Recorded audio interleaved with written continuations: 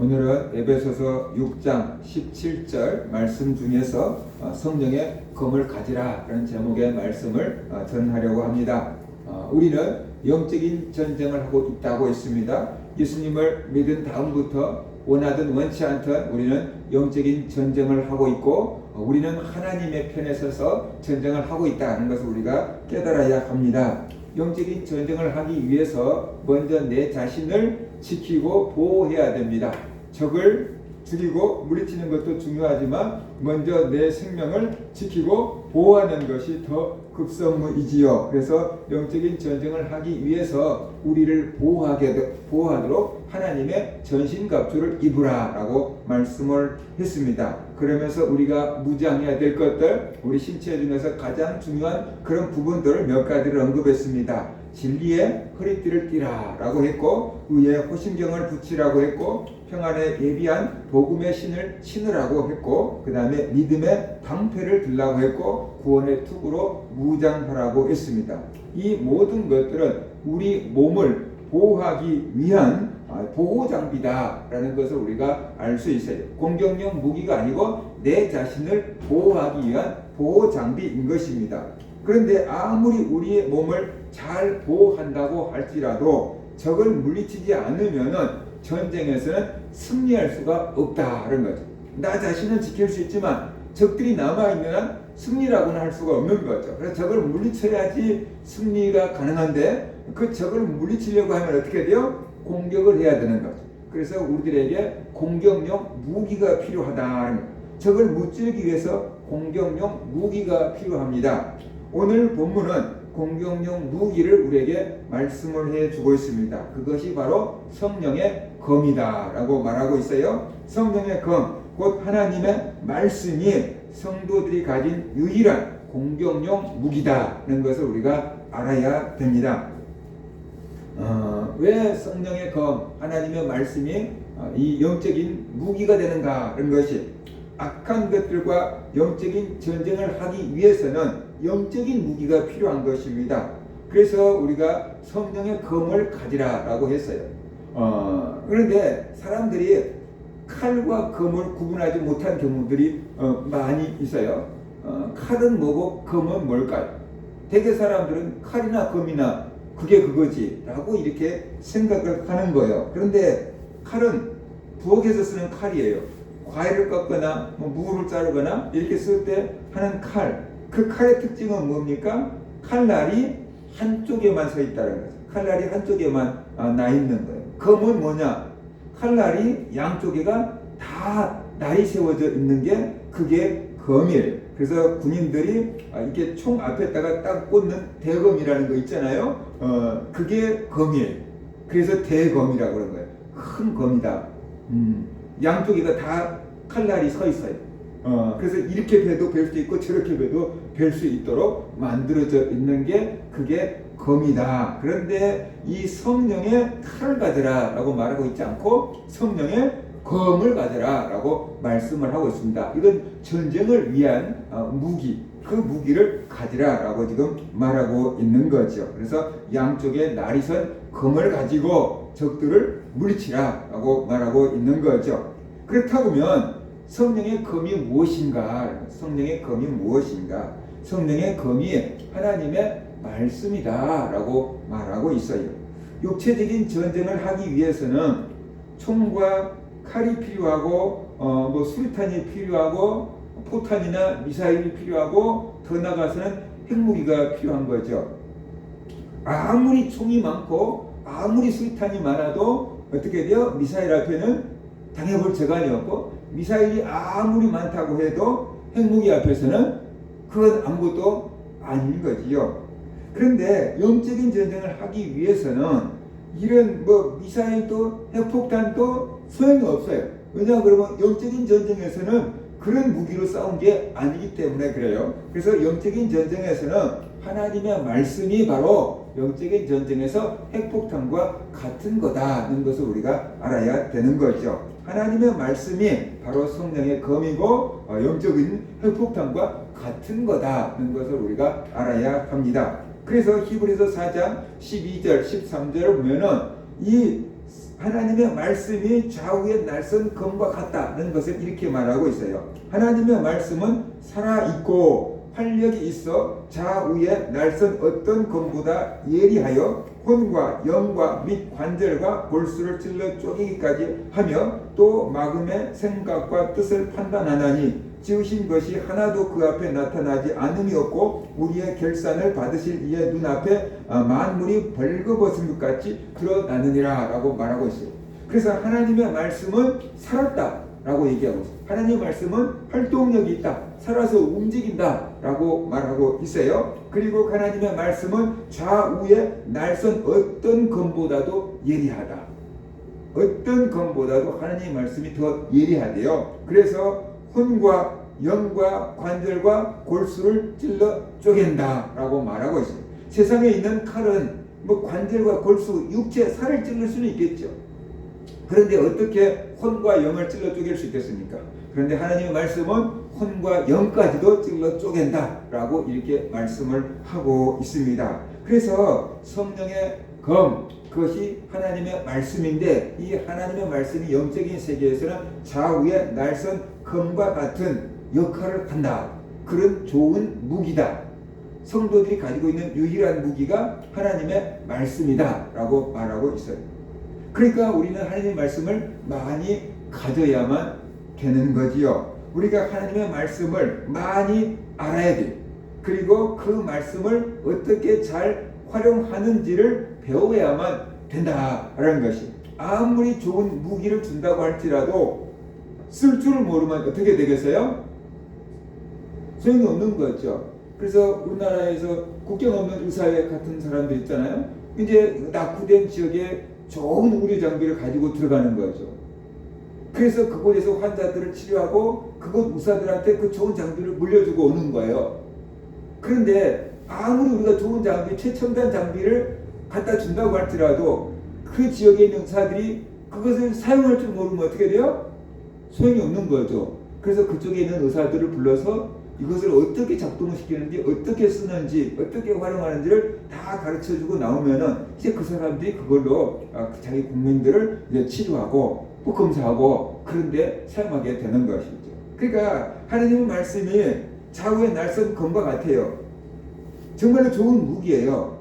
그런데 이 좋은 무기를 잘 활용해야 되는데 활용하는 방법을 모르면 어떻게 돼요? 써먹을 수가 없어요. 써먹을 수가 없어요. 그래서 우리가 이 말씀을 많이 알아야 되고, 그 다음에 제대로 알아야 되고, 깊이 알아야 되고, 그래서 필요할 때 적재적소에 사용할 수 있어야만 돼요. 근데 진짜 필요한데 집에 놔두고 왔네? 그러면 못 쓰는 거잖아요. 진짜 필요한데 집에 놔두고 왔네? 못 써먹어요. 우리 아파트 단지에 그 1층에다가 자동 세정기, 이제 심장마비 사람들이 일으키면은 그걸로 이제 해서 자동 세정기를 이렇게 갖다가 부착을 해놨어요. 그런데 애들이 자꾸만 눌러보는 거예요. 그러면 찍 뭐 나오고, 눌러보면 또 찍 나오고, 자꾸만 뭐 이렇게 막 저희가 계속 나오고, 애들이 심심하니까 궁금하니까 자꾸만 눌러보는 거예요. 그러니까 나중에 그것을 떼어가지고 가서 아파트 관리 사무실에다 갖다 놨습니다 라고 이렇게 써붙여 놨어요. 근데 급한 일 생기면은 관리 사무실까지 달려가야 되고 거기서 가져와야 되고, 근데 다른 것도 아니고 심장마비 환자들에게는 어떻게 돼요? 그 시간도 굉장히 촉박한 위험한 시간이 될 수 있는 거죠. 좋은 게 있어요. 근데 멀리 있어요. 놔두고 왔어요. 그러면 당장에 써먹을 수가 없는 거잖아요. 그래서 하나님 말씀을 우리가 많이 알아야 되고, 그 다음에 제대로 알아야 되고, 그 다음에 지혜가 있어서 적재적소에 필요한 하나님 말씀을 우리가 찾아올 수가 있어야 된다는 거예요. 근데 있는 것 같은데 못 찾으면 어떻게 돼요? 기억을 못하면은 써먹을 수가 없게 된다는 것이. 그래서 성경을 보면은 하나님의 말씀을 잘 사용한 사람이 있고 잘 사용하지 못한 사람이 있어요. 아담과 하와는 하나님의 말씀을 잘 사용한 사람일까요? 못 사용한 사람일까요? 잘 못 사용한 사람이에요. 그래서 영적인 전쟁에서 실패했어요. 뱀이 하와에게 말하잖아요. 하나님이 참으로 너희에게 동산 모든 나무의 나무 열매를 먹지 말라 하시더냐 하고 뱀이 물었어요. 그러니까 하와가 이렇게 대답을 합니다. 동산 중앙에 있는 나무 열매는 하나님의 말씀에 너희는 먹지도 말고 만지지도 말라 너희가 죽을까 하노라 하셨느니라. 그러니까 이 하와는 하나님의 말씀을 좀 이상하게 알았어요. 하나님은 선악과를 먹으면 정령 죽으리라 라고 말씀하셨어요. 뭐 보지도 말라, 뭐 만지지도 말라 그렇게 말씀하신 것은 아니에요. 하나님이 보지도 말라, 만지지도 말라 이렇게 말씀하신 적은 없어요. 그냥 먹으면은 정령 죽을 거다. 그 정령 죽으리라는 것을 당장 죽을 것이라는 뜻이 아니잖아요. 반드시 죽으리라는 뜻이잖아요. 근데 이게 먹어도 안 죽었잖아요 라고 하는 사람들이 있어요. 그래서 우리는 정령 죽으리라를 당장 죽으리라로 생각한 거예요. 근데 당장 안 죽었잖아요. 그렇게 물어보는데 정령 죽으리라는 말은 당장 죽으리라는 뜻이 아니고 반드시 죽는다 그 뜻이에요. 그러니까 하와는 하나님 말씀에 뭔가 덧붙이고 있어요. 보지도 말고 만지지도 말고 뭐 이렇게 막 덧붙이고 있어요. 그 다음에 뭐라 그래요? 죽을까 하노라. 분명히 하나님은 반드시 정령 죽으리라 라고 말씀하셨는데 하와는 죽을까 하노라. 그러니까 죽을 수도 있고 안 죽을 수도 있고 이런 식으로 말씀을 희석시켜 버리고 있는 거예요. 그 소리가 뭐냐 그러면 하와가 하나님 말씀을 제대로 알지 못했다라는 것이. 하와가 하나님 말씀을 제대로 알지 못했다. 그렇기 때문에 그 뱀의 속임수에 쉽게 넘어져 버리게 된 거죠. 너희가 선악과 먹으면 안 죽어 하나님처럼 돼 라고 하니까 오 진짜? 그래서 선악과를 먹게 된 거잖아요. 하나님의 말씀을 제대로 알지 못했어요. 그러니까 하나님의 말씀, 곧 성령의 검인 하나님의 말씀을 제대로 사용하지를 못한 것이에요. 분명히 정령 죽으리라고 했어. 그러니까 먹을 수 없어. 이렇게 되면 이긴 거예요. 하나님 말씀을 제대로 쓴 거잖아요. 근데 죽을까 하노라 그렇게 되어버리니까는 이길 수가 없게 되어버린 것입니다. 그래서 하나님 말씀을 우리가 정확하게 알아야 되고 제대로 알아야 합니다. 그래야지 영적인 전쟁에서 그 하나님 말씀이 좌우에 날이선 검과 같은 위력을 발휘하게 된다는 것이죠. 그런데 말씀의 검을 잘 사용하신 분이 있었는데 그분이 예수님. 성경은 예수님을 가리켜서 둘째 아담이다. 아담 대신에 두 번째 아담으로 이제 오셨다. 인류의 두 번째 영적인 아담 그렇게 얘기를 하고 있잖아요. 예수님은 영적인 전쟁을 할 때 하나님의 말씀으로 이기셨어요. 마태복음 4장 1절부터 11절을 보면은 예수님이 40일 금식하자 사탄이 와가지고 예수님을 시험하는 그 장면을 굉장히 자세하게 기록을 해놓고 있어요. 그때 예수께서 성령에게 이끌려 마귀에게 시험을 받으러 광야로 가사. 근데 여기서 시험을 받으러 갔는데 성령에게 이끌려 마귀에게 시험을 받으러 광야로 가셨다라고 한 거예요. 예수님이 뭐 유혹에 이끌려 가신 게 아니에요. 성령에게 이끌려 광야로 가신 거예요. 40일 금식하고 시험을 받고 마귀를 이기기 위해서 성령께서 예수님을 광야로 내모신 거다라고 볼 수 있어요. 40일을 밤낮으로 금식하신 후에 줄이신지라. 얼마나 배가 고팠겠어요. 40일을 금식을 했으니까. 시험하는 자가 마귀가 예수께 나와 이르되 네가 만일 하나님의 아들이든 명하여 이 돌들로 떡덩이가 되게 하라. 하도 배가 고프니까 돌도 지금 떡으로 보일 판국인데 이 돌을 명하여 떡덩이가 되게 하라 그랬어요. 예수께서 대답하여 이르시되 기록되었을 때 사람이 떡으로만 살 것이 아니요 하나님의 입으로부터 나오는 모든 말씀으로 살 것이라 하였느니라. 예수님은 육체적인 떡보다 영적인 떡 하나님의 말씀을 더 먹겠다 이렇게 지금 얘기한 거예요. 이에 마귀가 예수를 거룩한 성으로 데려다가 성전 꼭대기에 세우고 이르되 네가 만일 하나님의 아들이거든 뛰어내리라. 기록되었을 때 그가 너를 위하여 그의 사자들을 명하시리니 그들이 손으로 너를 받들어 발이 돌에 부딪히지 않게 하리로다 라고 또 요구를 했어요. 높은 성전 꼭대기에서 뛰어내려 봐라. 하나님이 너를 지켜줄 거니까 뭐 기적을 좀 해봐 이렇게 한 거예요. 예수께서 이르시되 또 기록되었을 때 주 너희 하나님을 시험하지 말라 하였느니라. 꼭 필요한 기적이라면 행할 수 있겠지만 그냥 시험 삼아 하는 그런 기적은 안 한다 이렇게 지금 말씀하고 있는 거예요. 하나님을 그것은 시험하는 거다. 하나님 시험하지 말라고 했다. 마귀가 또 그를 데리고 지극히 높은 산으로 가서 천하 만국과 그 영광을 보여 이르되 만일 내게 엎드려 경배하면 이 모든 것을 내게 주리라. 마귀에게 엎드려 경배하면 천하 만국을 다 예수님께 주겠다라고 지금 말하고 있습니다. 우리가 여기서 도시 보면 얼마 안 보이잖아요.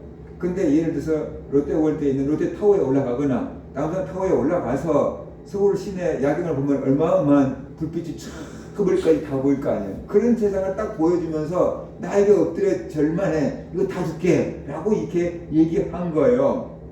근데 이에 예수께서 말씀하시되 사탄아 물러가라, 기록되었을 때 주 너의 하나님께 경배하고 다만 그를 섬기라 하였느니라.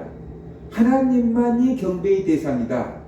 네가 천하 만국을 준다고 해도 너는 경배의 대상이 아니다 라고 예수께서 분명하게 말씀하신 거예요. 그러자 이에 마귀는 예수를 떠나고 천사들이 나와서 수종드니라 라고 성경은 기록을 하고 있어요. 예수님이 40일을 금식을 하셨어요. 사탄이 예수님을 찾아와서 시험하잖아요. 40일이나 금식하신 예수님을 찾아와서 돌로 떡을 만들어 먹어라 그러잖아요. 그 소리는 뭡니까? 제일 약한 부분은 딱 거는 거예요. 지금 모든 것이 먹는 것에 집중되어 있을 그때 돌로 떡을 만들어라 라고 얘기한 거잖아요. 그런데 그 조건이 네가 만일 하나님의 아들이어든 명하여 이 돌들로 떡덩이가 되게 하라. 네가 하나님의 아들이란 증거를 보여봐. 이렇게 지금 얘기하고 있는 거잖아요. 그러자 예수님은 기록되었을 때 사람이 떡으로만 살 것이 아니요 하나님의 입으로 나오는 모든 말씀으로 살 것이라 했느니라 라고 대답을 했어요. 그러니까 예수님이 진짜로 돌로 떡을 만들어 버렸다 그러면은 시험에 진 거예요? 이긴 거예요? 진 거예요. 왜냐 그러면 예수님이 사탄의 말을 듣고 따르고 있는 거잖아요. 그러면 예수님은 사탄의 종이 되는 거죠. 사탄의 말은 어떻게 돼요? 거절해야지 이기는 거예요. 사탄의 제안은 거절해야지 이기는 거예요. 두 번째, 높은 성전 꼭대기에서 뛰어내리라고 하잖아요. 마귀가 예수를 거룩한 성으로 데려다가 성전 꼭대기에 세우고 이르되 네가 만일 하나님의 아들이거든. 이게 꼭 조건이에요. 네가 하나님의 아들이라면 뛰어내리라. 기록되었을 때 이게 마귀도 그래요. 기록되었을 때 성경을 끄고 그러잖아요. 마귀가 이제는 성경에 그런 말이 있다고 말이죠. 그가 너를 위하여 그 사자들을 명하시리니 그들이 손으로 너를 받들어 발이 돌에 부딪히지 않게 하리라. 성경에 하나님 성들을 붙들어 준다 그랬지 않냐? 발이 돌에 부딪히지 않게 해준다 그랬지 않냐? 그러니까 하나님의 아들이라면 뛰어내려봐. 하나님의 아들이라는 증거를 보여봐. 마귀가 성경을 인용한다는 거야. 마귀가. 그거 얼마나 웃기는 얘기입니까? 마귀가 성경을 인용을 한다. 그런데 우리가 성경을 모르면 이길 수 있겠어요? 못 이기겠어요? 그 못 이기는 거잖아요. 그 말을 듣고 예수님이 대답합니다. 기록되었을 때 주 너의 하나님을 시험하지 말라 하였느니라. 지금 마귀가 예수님에게 이 성전 꼭대기에서 뛰어내려 보라고 하는 것은 하나님을 시험하는 거다. 하나님이 예수님을 발에 부딪히지 않도록 지킬 수 있나 없나 그거 시험해 보라는 거잖아요.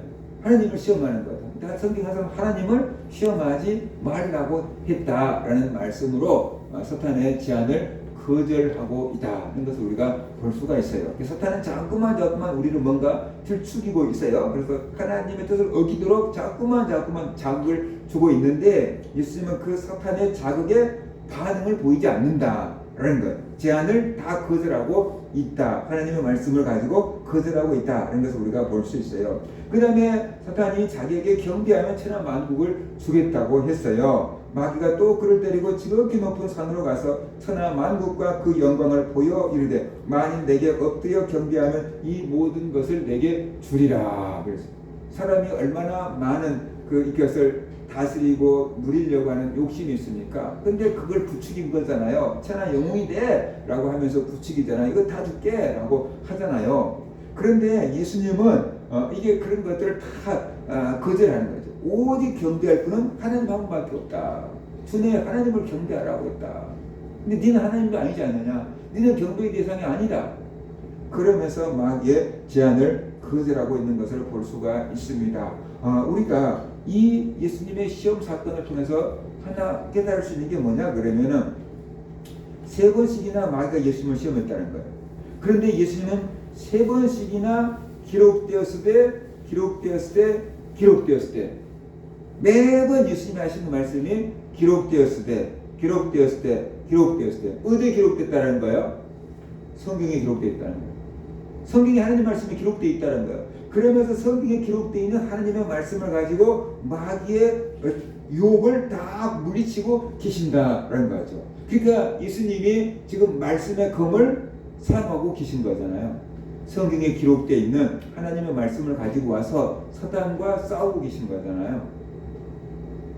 그래서 이제 예수님의 말씀이 힘이 있었어요. 그래서 결국 사탄은 떠나가고 마귀는 떠나가고 천사가 와서 예수님께 수종드니라 라고 성경은 말하고 있잖아요. 그러니까 누가 이겼다는 거예요? 예수님이 이겼다는 거죠. 예수님이 사탄을 이겼다는 거죠. 사탄은 떠나갔어요. 졌으니까 그냥 막 그러면 날 살리라고 도망간 거예요. 예수님은 천사가 와서 수종 들었어요. 예수님이 이겼다는 거잖아요. 그러니까 예수님이 사탄을 물리치고 이길 수 있었던 이유는 뭐냐면 기록되었으되 그걸 성경에 있는 하나님의 말씀을 가지고 와서 사탄한테 툭툭 한 마씩 던진 거예요. 근데 꼭 필요적절한 말을 한 거예요. 사탄의 유혹에 딱 물리칠 수 있는, 유혹을 물리칠 수 있는 꼭 필요한 말씀을 딱 가지고 와서 이렇게 던져 놓으니까 사탄이 어떻게 돼요? 이제 꼬리를 감추고 도망을 치게 되었다는 것이에요. 그러니까 우리가 이 예수님의 그 시험을 이기는 장면을 보면은 예수님이 하나님의 말씀을 얼마나 적재적소에 잘 사용했는가를 우리가 알 수 있어요. 예수님이 하나님의 말씀을 다 읽었고 아셨고 그것을 필요적절하게 다 사용하고 계신다는 것을 우리가 볼 수가 있는 거죠. 그죠? 그러니까 우리가 하나님의 말씀을 어떻게 돼요? 읽어야 돼요. 외워야 돼요. 그리고 제대로 해석을 해야 돼요. 그리고 그것을 필요적절할 때 생각나야 돼요. 근데 머리 좋은 사람들은 가능할 수 있어요.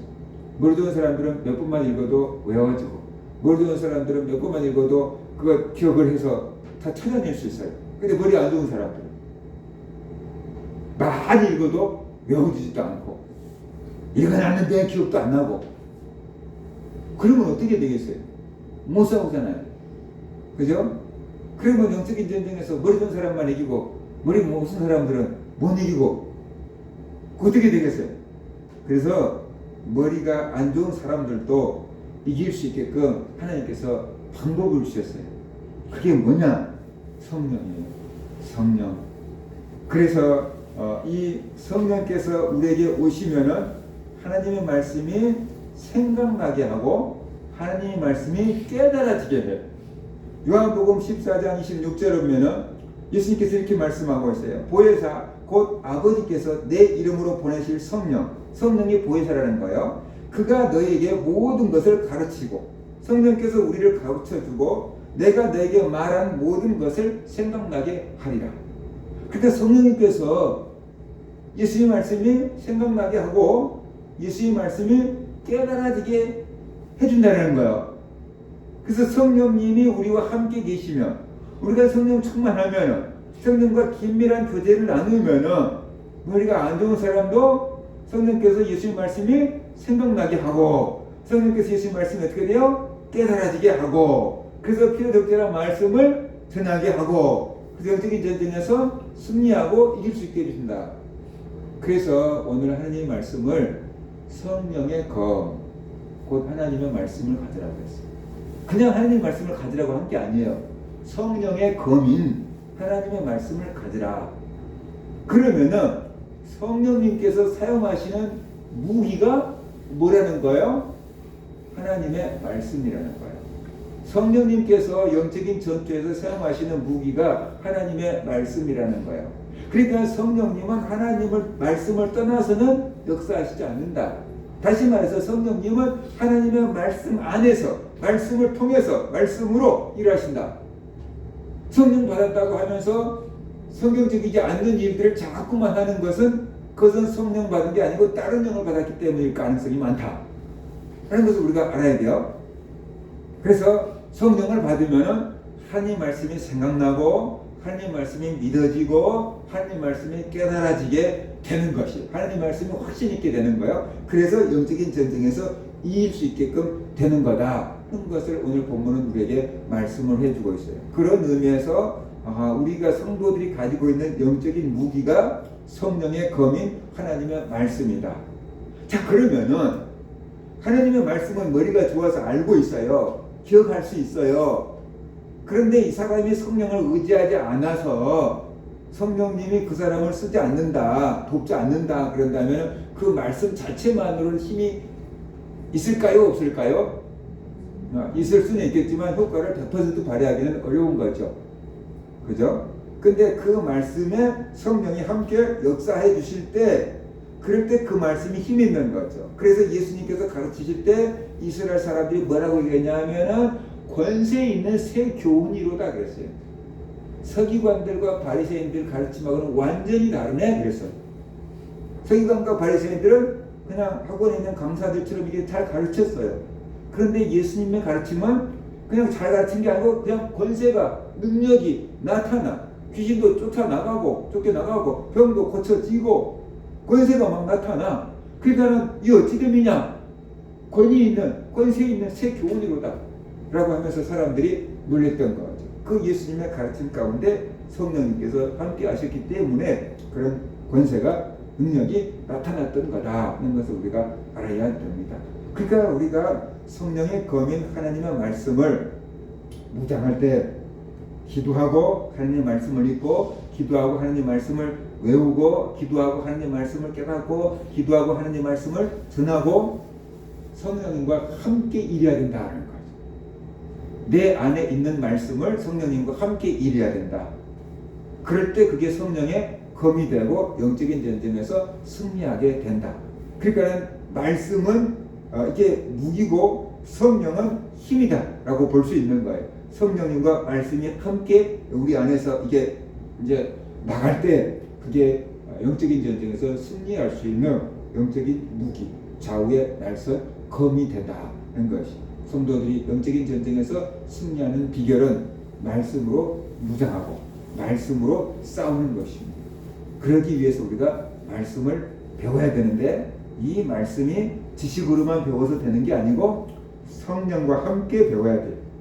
성령을 통해서 배워야 돼요. 그래서 하느님의 말씀이 제대로 우리가 배우고 성령님을 의지해서 그 말씀을 사용할 때 영적인 전쟁에서 승리하게 된다. 우리 모든 성도들이 하느님의 말씀을 많이 알고 제대로 알고 깊이 알고 성령님을 의지해서 성령 조금만 받고, 그래서 이 말씀의 검을 통해서 영적인 전쟁에서 악한 것들을 물리치고 세상에서 믿음으로 승리하며 사는 성도들 되시기를 주의 이름으로 축원합니다. 아멘.